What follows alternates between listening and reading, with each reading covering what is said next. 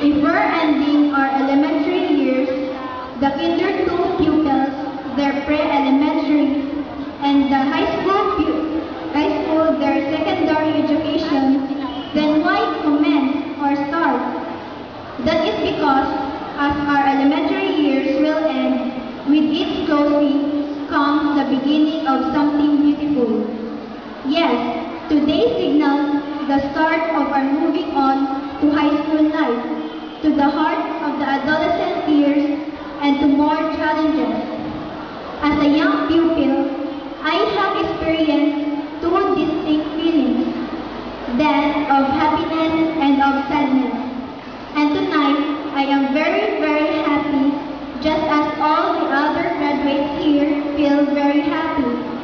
We may be young, but we have come to the conclusion that we could not have gotten these happy feelings if it were not for so many who accompanied us in our journey.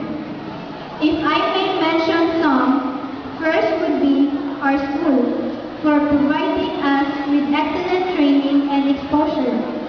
Yes, we feel we are the best in the whole vicinity, and we can trace that from as far back as when our papas, mamas, uncles, and aunts were also pupils of this school.